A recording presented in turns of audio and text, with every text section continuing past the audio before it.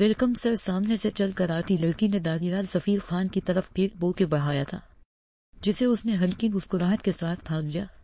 آئیے سر، dinner ready ہے، سب آپ کا ویٹ کر رہے ہیں، وہ مسکرا کر بولی تھی۔ آئزو ساتھ کھڑی جانچتی نظروں سے اس لڑکی کا جائزہ لے رہی تھی جس نے میرون کلر کی ساڑی لگائی تھی، بال کھولے چھوڑے آدھے کندھے پر گرائے تھے اور آدھے پیچھے تھے، ڈارک ریڈ لپسٹک ہونٹوں پر سجائے وہ دانیال کو دیکھ رہی تھی۔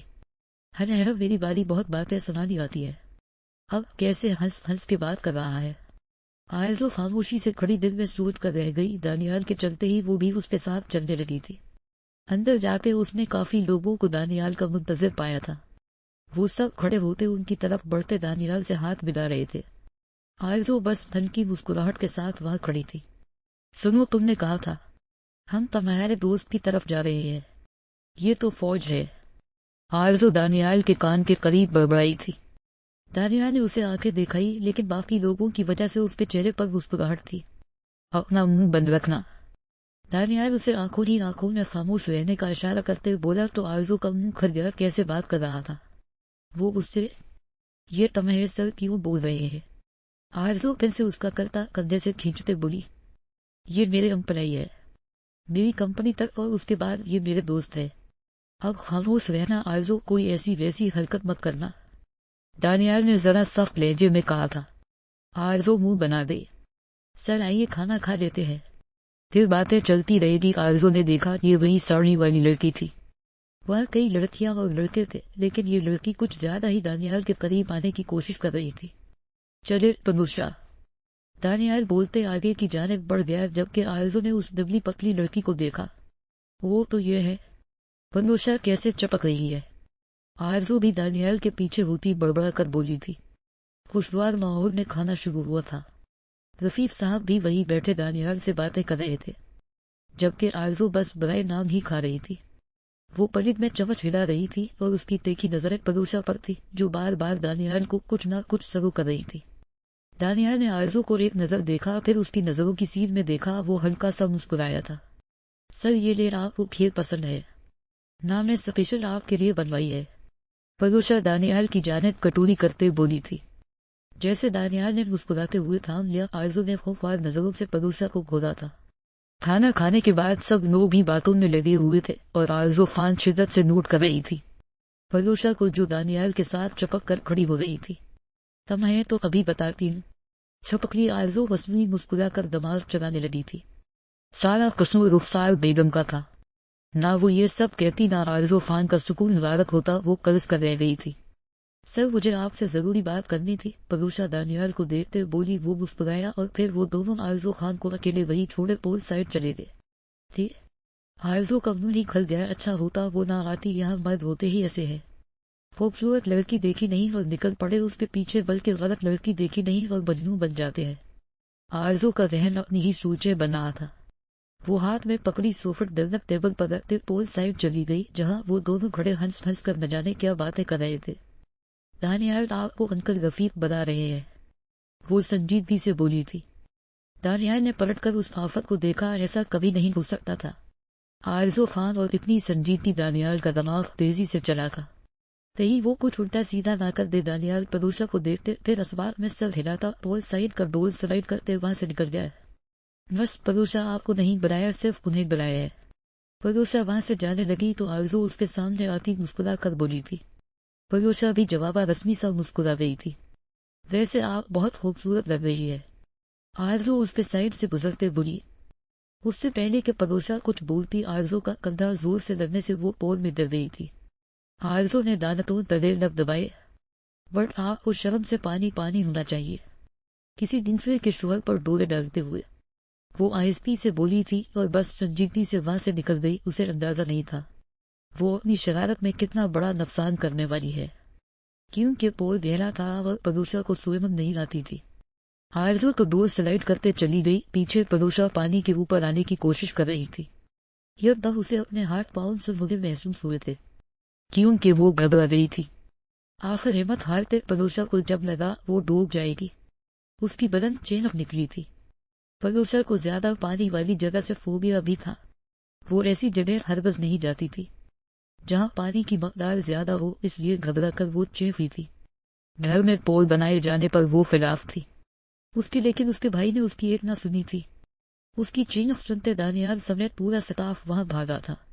فروشا پانی میں ہاتھ پیر مار رہی تھی اور آرزو دانتوں تلے لب دبا گئی۔ اس نے تو سوچا تھا اتنی ماڈرن لڑکی ہے، کم از کم اسے سویون تو آتی ہوگی، لیکن آرزو خان بھول گئی تھی اسے خود سویون نہیں آتی تھی۔ دانیال بغیر سوچے سمجھے پول میں گیا تھا۔ اس نے فروشا کو سہارا دیتے باہر نکالا تھا۔ اس کی سانسیں اکھڑ رہی تھی اور آنکھیں بند ہونے کے دہانے پر تھی۔ یہ کیسے ہوا؟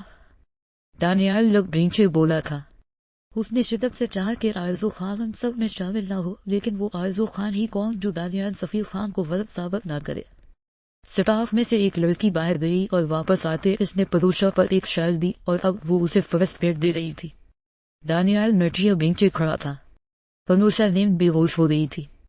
اس نے آرزو کی طرف اشارہ کیا تھا اور پھر وہ بے ہوش ہو گئی۔ دانیال نے پھٹتی زبون سمیت فروشا کو اٹھاتے باہر لے جاتے گاڑی میں ڈالا اور ایک سٹاف ممبر سے اسے ہاسپٹل لے جانے کو کہا تھا۔ شہید فروشا بہت زیادہ ڈر گئی تھی۔ آہستہ آہستہ فروشا کے گھر سے سب لوگ چلے گئے اور اب پول سائڈ پر صرف دانیال، سفیر خان اور آرزو کھڑے تھے۔ یہ تم نے کیا کیا بد دماغ لڑکی، میں نے تمہیں کہا تھا نہ آرزو خان ایسا ویسا کچھ مت کرنا۔ وہ اس کی جانب قدم بڑھاتے اس کا بازو دبوچے بولا۔ اسے شدید غصہ آ رہا تھا۔ اس وقت آرزو پر دماغ کی شریانیں پھٹنے والی ہو رہی تھی۔ اگر فروشا کو کچھ بھی ہو گیا تو الزام آرزو پر جائے گا۔ میں نے کچھ نہیں کیا، تم مجھ پر کیوں چلا رہے ہو؟ اس کی وجہ سے آرزو سر اٹھائیے بولی تھی۔ دانیال نے مرچیاں بھینچ لی۔ اب بھی وہ اپنی غلطی نہیں مان رہی تھی۔ شٹ اپ، اگر اسے کچھ ہوا تو میں تمہیں چھوڑوں گا۔ دانیال اس کے بازو میں اپنی انگلیاں درست کرتے دھاڑا تھا۔ آرزو نے سہم کر اسے دیکھا۔ کتنی فکر تھی؟ نہ دانیال کو فروشا تھی۔ آپ کو اتنی فکر کیوں ہو رہی تھی؟ اس کی کتنی آپ کی گرل فرینڈ کہیں مار نہ جائے۔ آرزو چیخی تھی۔ دانیال کو علم نہیں تھا ایک مذاق میں کی بات اس بد دماغ لڑکی کا دماغ خراب کر دے گی۔ بکواس بند کرو اپنی تم۔ دانیال ہاتھ اٹھاتے وسع ضبط کرتے ہاتھ ہوا میں ہی روک گیا۔ آرزو نے سہمتے اسے دیکھا۔ وہ سختی سے لب ایک دوسرے میں پیوست کرتے اس کا بازو پکڑے اسے اپنے ساتھ کھینچنے لگا۔ آرزو تو شاف میں تھی۔ وہ اس لڑکی کی وجہ سے اس پر ہاتھ اٹھانے والا تھا۔ دانیال نے اسے گاڑی میں پٹوا اور 15 منٹ بعد گاڑی خان منشن کے سامنے رکھی تھی۔ دانیال دھوا دھوا چہرہ لیے اندر داخل ہوا تھا۔ اس کے ہاتھ میں اب بھی آرزو خان کا ہاتھ تھا۔ چھوڑو میرا ہاتھ جاہل انسان۔ وہ چیخی حال میں بیٹھے سب لوگ ان کی طرف متوجہ ہوئے تھے۔ آرزو نے اپنا ہاتھ دانیال کی گرفت سے جھٹکا۔ نہیں رہنا مجھے تمہارے ساتھ، سنا تم نے؟ وہ چیخی تھی۔ دانیال لب بھینچے اسے کے بغاوت کرتے لہجے کو دیکھ رہا تھا۔ خود باہر افیف چلا رہے ہو، وہ تمہیں نظر نہیں آتا؟ آرزو پھر سے بلند آواز میں بولی۔ اسے دانیال کی نظریں اپنا وجود جلاتی محسوس کر رہی تھی، لیکن وہ رندے لہجے میں چینخ پڑی تھی۔ سب لوگ شاک سپیٹ میں کھڑے تھے۔ مجھے طلاق چاہیے تم سے۔ آرزو زکام زدہ سانس اندر کھینچتے لب بھینچے بولی۔ دانیال کے ماتھے پر بلوں کا جال بکھر گیا۔ اس کی باتیں سنتے سب لوگوں کو منہ کھل گیا تھا۔ چٹاخ! یہ دوسرا تھپڑ تھا۔ دانیال کے سخت ہاتھ نے آرزو خان کی گال پر نشان چھوڑ دیا تھا۔ اس کی آنکھوں سے بل بل آنسو نکل پڑے۔ اس نے روتے ہوئے سب کی جانب دیکھا۔ دانیال! سفیر صاحب چیف ہے۔ بابا اس لڑکی کو میری نظروں سے دور کر دے، میں ورنہ میں اسے یہی زمین میں گاڑ دوں گا۔ وہ ضبط کی حدوں کو چھوٹا سرخ چہرہ لیے شدہ بال لفظوں نے بولا۔ مجھے تمہارے ساتھ نہیں رہنا، سنا تم نے؟ بھاڑ میں جاؤ تم اور تمہاری وہ فروشا۔ آرزو کو اپنی گال دیکھتی محسوس ہو رہی تھی۔ کان سائیں سائیں کر رہے تھے اور وہ وحشت بھری نظروں سے آرزو خان کو دیکھ رہا تھا۔ آرزو چلو یہاں سے۔ رخسار بیگم آرزو کا بازو کھینچتے اسے وہاں سے لے گئی۔ دانیال تمہیں آرزو پر ہاتھ نہیں اٹھانا چاہیے۔ بہت غلط کیا تم نے۔ نور بیگم بیٹے کو دیکھتے سخت لہجے میں بولی۔ وہ لب بھینچے سر جھکائے اندر چلا گیا۔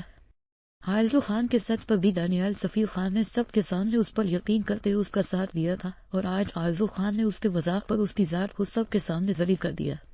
اس کا دماغ بری طرح سڑ رہا تھا۔ اس نے سائیڈ درا سے سگریٹ نکالتے اسے سلگا کر لبوں میں دبایا۔ وہ بہت کم سگریٹ پیتا تھا۔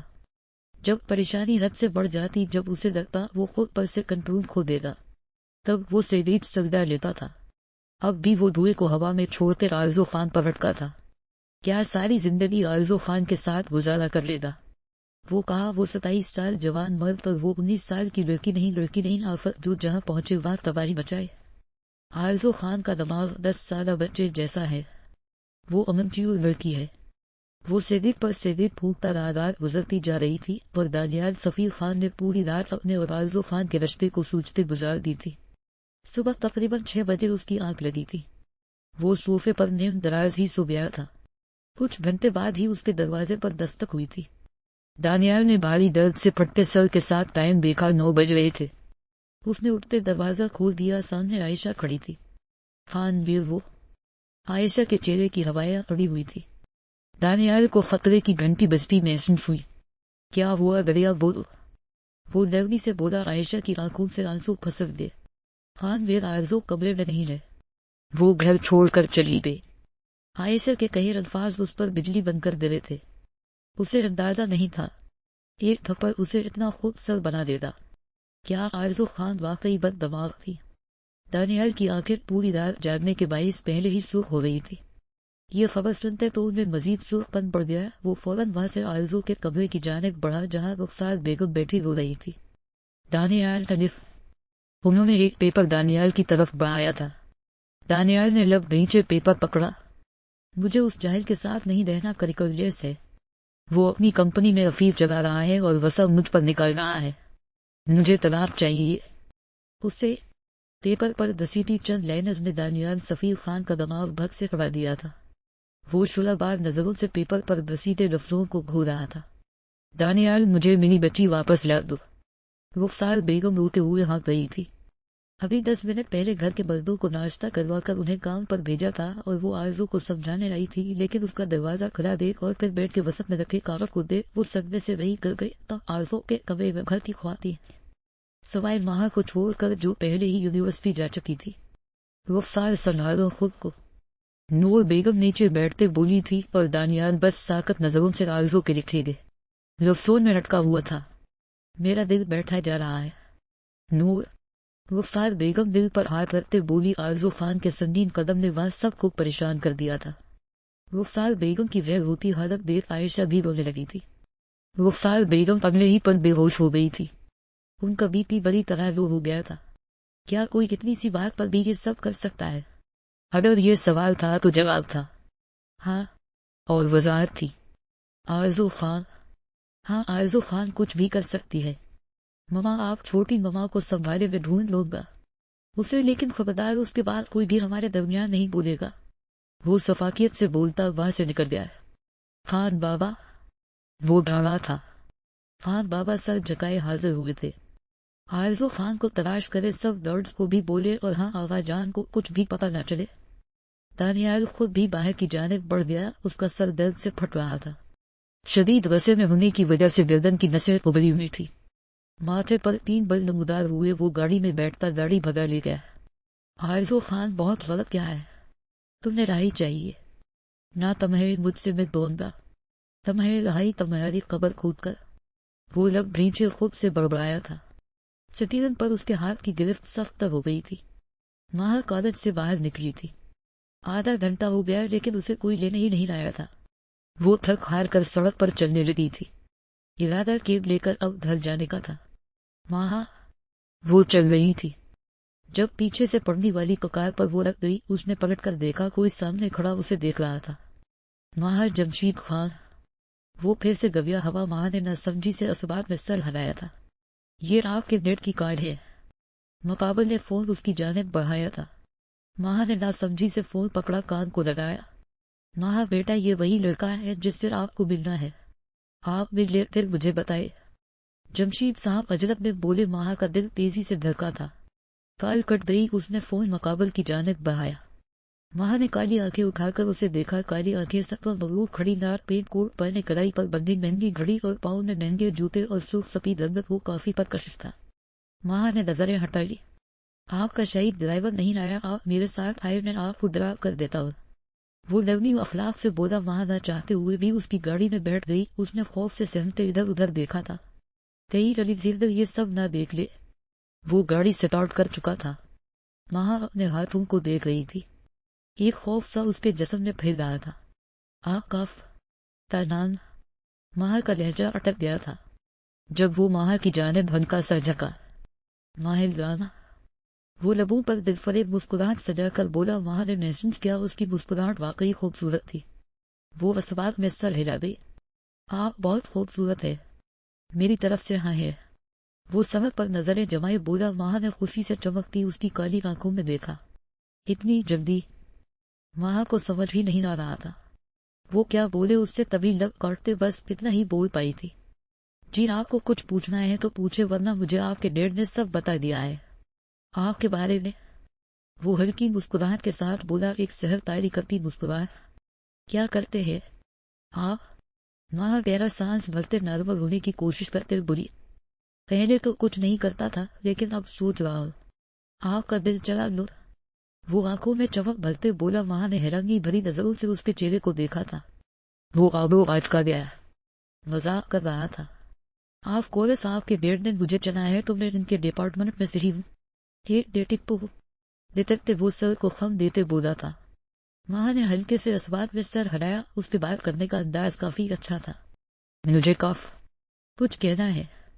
وہاں نے فیصلہ کیا تھا وہ اس انجان شخص کو سب بتا دے گی۔ اب یہی ایک راستہ تھا اس کے پاس ان سب سے بچنے کا۔ وہ انگلیاں چٹکھاتے بولی تھی۔ حکم کرے؟ وہ ہنستے ہوئے بولا۔ وہاں کو تھوڑا حوصلہ ملا تھا۔ میں کسی اور سے پیار کرتی ہوں، میں ابھی بابا کو نہیں بتا سکتی۔ وہ سر جھکائے گود میں رکھے ہاتھوں کو دیکھتے بولی تھی۔ مائل رانا نے ایک سائڈ گاڑی روک لی۔ وہاں سڑک کے آس پاس درختوں کے جھنڈ تھے۔ وہاں سے اکا دکا کی گاڑیاں گزر رہی تھی۔ وہاں گھبرا گئی تھی۔ ہم کوئی بات نہیں، شادی کے بعد آپ بھول جائے گی اسے، میں کتنی نوبت دوں گا آپ کو۔ وہ سیٹ پر ٹیڑھا ہوتے رخ وہاں کی جانب کرتے بولا۔ وہاں نے سر اٹھا کر اسے دیکھا۔ وہ مسکرا رہا تھا۔ وہ بھی بہت خطرناک ہے۔ وہاں کو اس کا جواب سنتے نہ امیدی ہوئی تھی۔ نہ جانے کیوں وہ خود بھی الیگزینڈر سے دور نہیں جانا چاہتی تھی۔ میں نے تو اچھوں کو ٹھیک ہے، کیا آپ کو میری فکر ہو رہی ہے؟ وہ لب دبا کر دل کے مقام پر ہاتھ رکھتے بولا۔ اس کا ہر انداز ہی گھائل کرنے والا تھا۔ وہاں سر جھکا دے۔ اب چلے۔ وہ گاڑی واپس سے سٹارٹ کرتے سڑک پر ڈال دیا۔ 5 منٹ بعد گاڑی ماں کے گھر کے سامنے روکے۔ وہ گاڑی سے اترا اور ماں کی سائڈ کا دروازہ کھولا۔ ماں گاڑی سے اتر گئی تھی۔ یہ لڑکا اتنا اچھا کیوں تھا؟ ماں سوچ کر رہے تھے۔